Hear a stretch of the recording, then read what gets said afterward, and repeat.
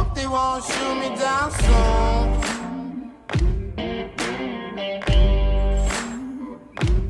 They sing on a sleepless night.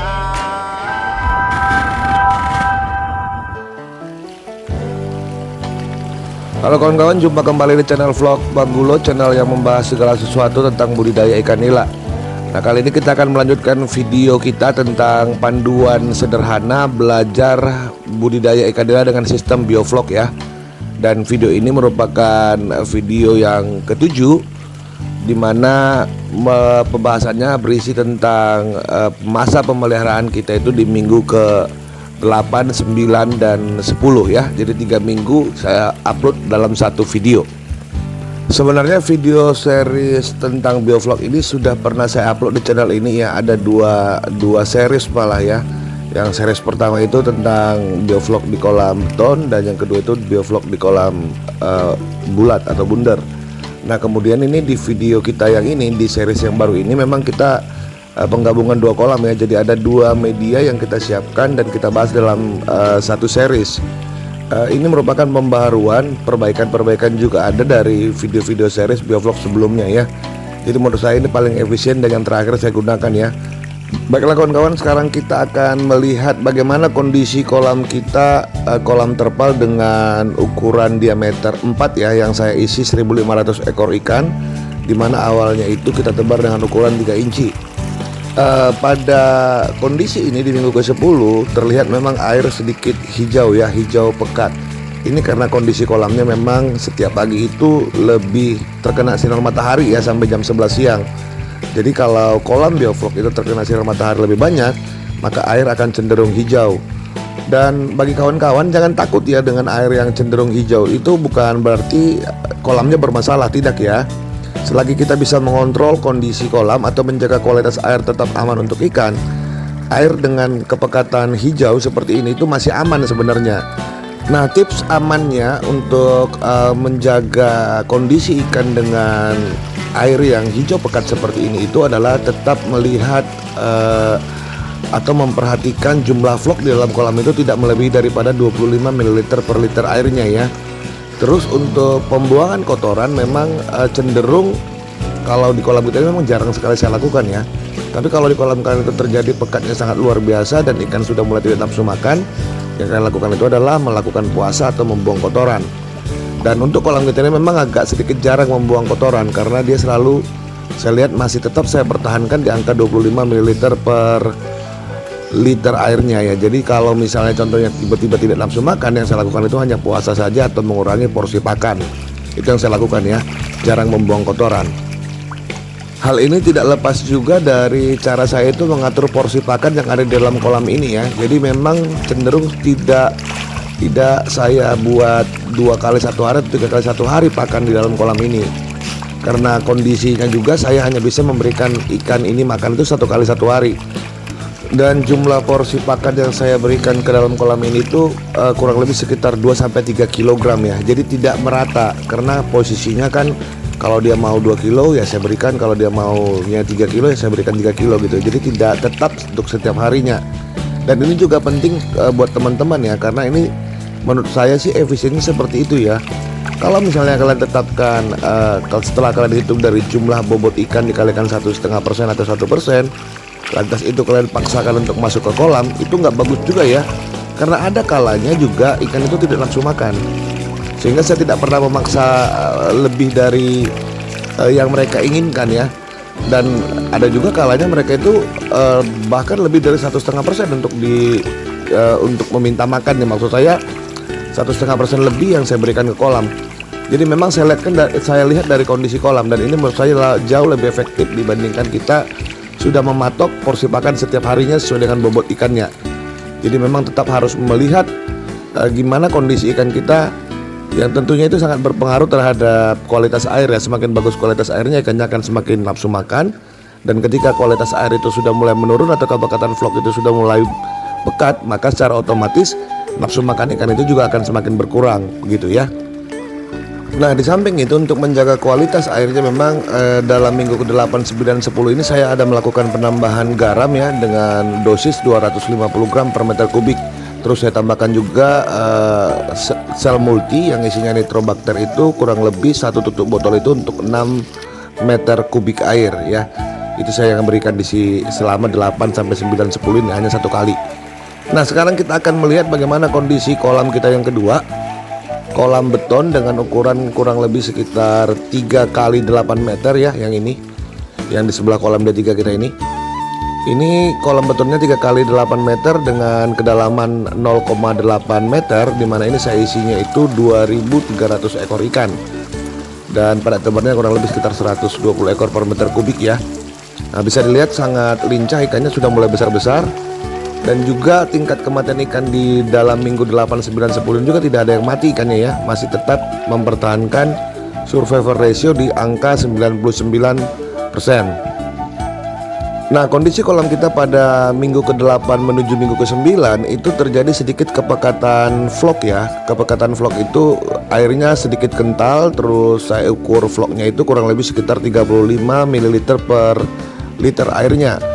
Dan juga nafsu makan ikan hilang sama sekali ya. Dan ikan cenderung berada di atas permukaan air mengelilingi buih-buih dari yang dihasilkan oleh aerator ya, atau yang dihasilkan oleh batu aerasi. Jadi saya mengira bahwa kadar DO di dalam kolam ini juga sangat jatuh. Nah, ini saya tunjukin video di insert, kan bisa lihat kondisi kolam ketika airnya itu sangat pekat sekali ya. Dan untuk mengatasi hal ini saya lakukan pembuangan kotoran dengan cara yang seperti saya katakan sebelumnya, yaitu dengan memasukkan air baru ke dalam kolam ini, terus membiarkan air meluap melalui pipa buang. Itu rencananya akan saya lakukan itu kurang lebih sekitar 1 jam. Tapi karena sesuatu hal atau kondisinya saya lupa untuk mematikan air, saya pergi, kebetulan adalah kerjaan saya ya. Saya kembali, saya baru ingat bahwa saya belum mematikan air dan sudah berjalan kurang lebih sekitar 4-5 jam ya, baru saya sadar bahwa saya menghidupkan air di dalam kolam. Dan akhirnya saya datang dan airnya sudah sangat encer sekali seperti ini ya. Dan menurut saya ini kurang baik sebenarnya. Akhirnya ya airnya sedikit encer, terus tidak seperti yang saya harapkan ya. Harusnya jangan sampai seencer sampai 5 jam ya. Saya biasanya itu paling 1 jam saja sudah. Dan ini berarti asumsinya saya sudah membuang air itu kurang lebih sekitar 20% lah dari kolam ini ya. Nah, karena air sudah terlanjur terbuang kurang lebih seperempat ya, seperempat dari kolam ini, akhirnya saya melakukan pengulangan kembali probiotik Aqua Enzyme itu dengan dosis seperempat dari dosis yang awal. Kalian bisa cek video sebelumnya ya berapa dosisnya. Terus garamnya juga saya ulangi lagi, dan molasanya juga saya ulangi lagi ya, akhirnya dengan dosis seperempat, karena sudah terlanjur kebuang seperempat dari air di kolam ini. Nah, untuk menambah atau mempercepat vlog terbentuk lagi balik ke normal di 25 ml per liter air, yang saya lakukan itu adalah dengan menambah porsi pakan secara perlahan.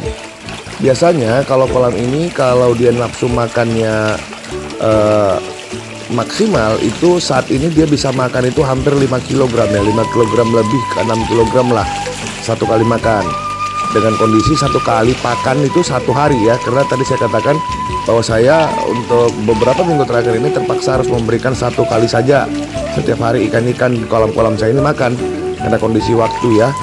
Dan itu rata-rata paling kecil ya saya kasihnya itu sekitar 4 kg pakan, itu dengan kondisi sudah terbibis ya, dan maksimalnya itu di 6 kg. Terkadang juga cuma 2 kg, itu tergantung nafsu makan mereka ya. Jadi saya memang kalau saya ukur dari porsi bobotnya ini maksimal di 6 kg sih ya, di 1,5%-nya. Nah, cara menghitungnya itu anggap saja bobot ikan ini di atas 150 gram ya rata-rata ya, 150 sampai 170 gram lah. Ada memang yang sudah 200 sampai 250 gram, tapi kan tidak merata. Kita anggap saja ratanya itu di 150 gram. Nah, 150 gram itu dikalikan 2.300 ekor, terus itu nanti dikalikan 1,5%, itu kurang lebih sekitar 5 kiloan lah ya, sampai 6 kilo. Karena asumsinya tadi kan tidak merata ikannya, makanya saya katakan porsi pakan memang di kolam ini itu maksimal di 6 kilo ya, dengan hitungan bobotnya 1,5% dari total bobot. Karena saya itu hanya memberikan 1 kali makan dalam 1 hari, maka porsi di 5 sampai 6 kilo itu saya berikan 1 kali makan ya. Dan tentunya itu tidak bisa saya berikan langsung ya, triknya memang saya harus tungguin, saya kasih dulu begitu sampai dia itu kenyang. Memang di angka 5 kg itu dia sudah pasti agak sedikit lambat, dan itu saya hentikan. Nah, berbagi pengalaman juga biasanya di kolam-kolam saya, kalau kita over dalam pemberian pakan, misalnya harusnya jatahnya 6 kg, lantas kalian beri misalnya 7 kg atau 8 kg, pakan tetap habis contohnya ya, tapi ikan sampai sampai berhenti total bergerak ya, tidak lincah, bahkan tidak respon lagi terhadap pakan. Biasanya itu bakal ada yang mati ya, biasanya ya 1-2 ekor besok harinya itu biasanya ada yang mati. Di kolam-kolam saya yang lain juga seperti itu biasanya, makanya saya cenderung itu berhenti memberi makan itu melihat dari respon ikannya ya. Jadi jarang sekali saya itu memberi makan sampai over dari hitungan 1,5% itu, karena pasti mati ikannya gitu loh. Itu nggak usah di apalagi namanya diuji lagi. Jadi memang saya cenderung maksimal itu saya hitung di 6 kilo. Jadi saya bawa pakan ke dalam kolam ini sebanyak 6 kilo, dan kalau itu habis cukup, saya nggak akan tambah lagi sekalipun dia itu cenderung kelihatan masih lapar begitu ya.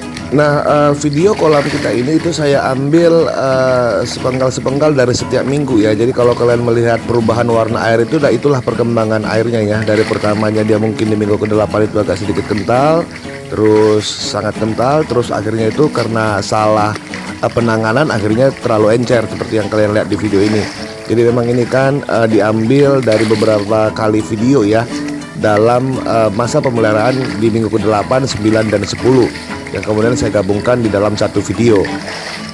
Nah kawan-kawan, saya juga mau sampaikan kalau video series kita tentang belajar biovlog dengan cara sederhana ini yang kalian tonton ini, itu akan saya padatkan di 12 video rencananya ya. Dengan target saya itu panen sebenarnya lebih cepat lebih bagus ya. Kalau melihat dari kondisi kolam kita ini, sebenarnya ini sudah bisa panen ya. Kalau misalnya kita panen itu sesuai dengan ukuran standar pengepul ya, 3456 atau 456, dan maksimal di angka 8 ekor per kilogramnya, mungkin kolam ini sudah bisa dipanen. Tapi karena kebutuhan saya di ikan itu 250 gram per ekornya atau 4 sekilo yang untuk bisa saya kelola menjadi frozen fish dan fillet, memang saya butuh lebih lama masa pemeliharaannya. Dari kondisi ikan saat ini sebenarnya kita sudah bisa panen di minggu ke-12 ya, dengan kondisi minimal itu 200 gram per ekornya. Nah sebenarnya sudah bisa sebenarnya kita panen, tapi belum ya. Kita tunggu sampai dia benar-benar bisa saya olah sendiri, karena ikan ini kan rencana tidak diberikan ke pengepul, tapi saya olah lagi menjadi makanan-makanan, atau saya olah jadi ikan bumbu atau frozen fish yang saya jual melalui brand saya Raja Nila. Nah nantinya saya akan buat itu yang 12 video itu sudah termasuk dengan analisa pakannya, terus analisa bisnisnya juga ada ya. Jadi memang lengkap ya, ini maunya saya itu video seriesnya itu lengkap sampai ke perhitungan laba ruginya ya. Baiklah kawan-kawan, saya juga mau nyampaikan buat kawan-kawan yang baru lihat channel Bang Gulo ini, silahkan subscribe channel Bang Gulo, terus aktifkan lonceng notifikasi kalian. Dan kalau kalian ingin serius dan ingin dipandu dalam budidaya ikan nila, kalian bisa tekan tombol join atau tombol langganan yang ada di channel kita ini. Itu sesuaikan dengan kemampuan kalian ya. Ada 3 members di situ. Dan salah satu members itu bernama rekan bisnis. Itu kalian bisa mendapatkan nomor telepon saya WA, terus saya akan bisa pandu kalian mengatasi masalah-masalah yang kalian hadapi di kolam-kolam kalian ya, jika kalian bergabung di members rekan bisnis. Nah terus juga buat kawan-kawan yang sudah menjadi pelanggan channel Bang Gulo dan membutuhkan file-file analisa pakan dan analisa usaha, kalian bisa screenshot tanda langganan kalian, terus DM saya di Instagram @channel_Bang Gulo, biar saya segera bisa mengirimkan file-file yang kalian inginkan ya. Baiklah kawan-kawan, hanya itu yang bisa saya sampaikan melalui video kita kali ini ya. Sampai jumpa di video selanjutnya. Saya Bang Gulo beserta seluruh ikan nila yang hadir dalam video ini mohon undur dulu ya. Sampai jumpa di video selanjutnya. Bye bye.